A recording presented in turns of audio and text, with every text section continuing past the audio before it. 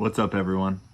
I hope that you have been having a good week so far, and I wanted to come to you today and talk with you a little bit about what you can do to help you and your family continue to get through this time. So, I don't know about you specifically, but I'm pretty sure that the vibes in some of your houses are a little bit tense.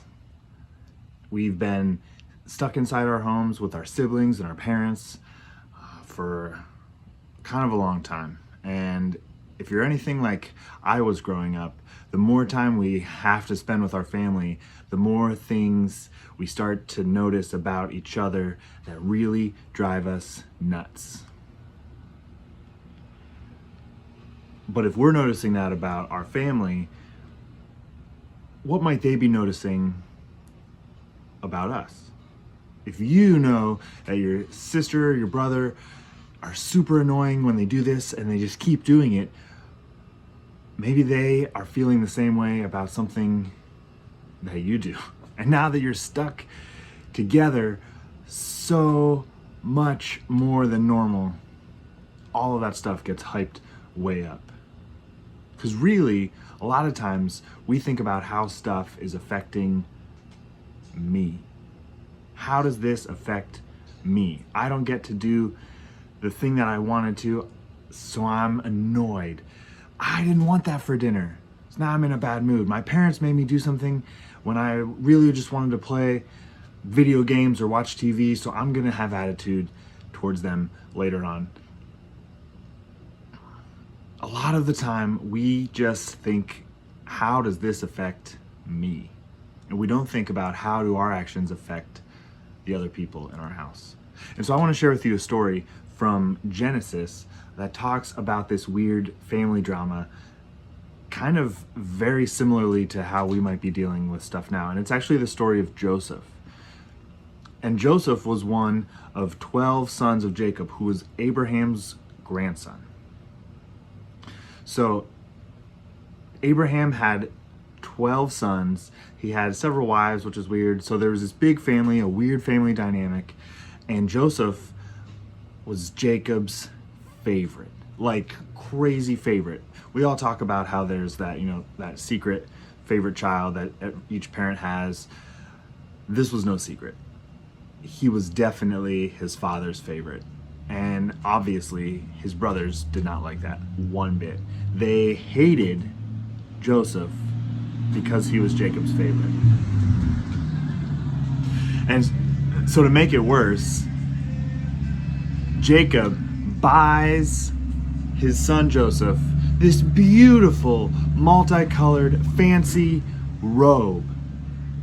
This was like mom and dad going out and buying a brand new pair of Jordans for one sibling, and the rest of them just get stuck with whatever shoes they already had on. He bought him this beautiful, amazing robe, and his brothers were so mad about it. And then to make it worse, Joseph starts having these dreams. And God had given him ability to understand and interpret dreams. And he had this very specific dream. And so in chapter 37 of Genesis, we read about Joseph's dreams. He says to his brothers, "Listen to this dream. We were out in the field tying up bundles of grain. Suddenly my bundle stood up, and yours all gathered around and bowed low before mine." His brothers responded, "So you think you will be our king, don't you? Do you actually think that you will reign over us?" And they hated him even more. And then it goes on to say he had another dream with the same message, that his whole family would bow down to him. I mean, talk about tension. This guy had no awareness of the way that the things he did and said affected his family. And really, if you think about it, Jacob didn't really have much awareness of how his favoritism was impacting his other sons. These brothers were so mad. They hated Joseph.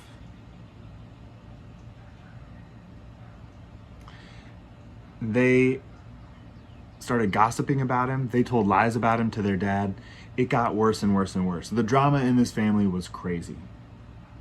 So why do I tell you this story?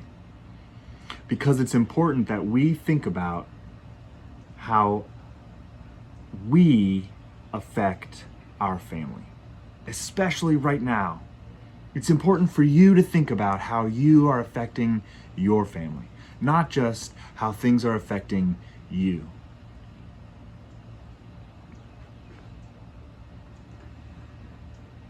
You see, the family drama in Joseph's family is pretty similar to ours.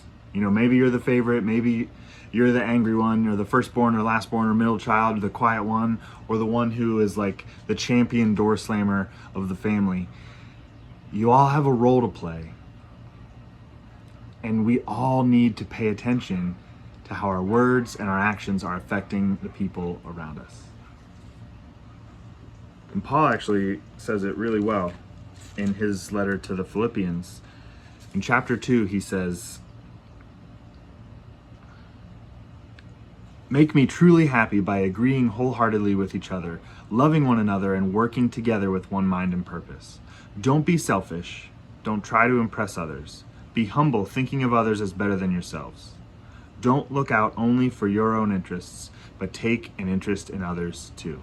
You must have the same attitude that Jesus Christ had." I mean, he's literally saying,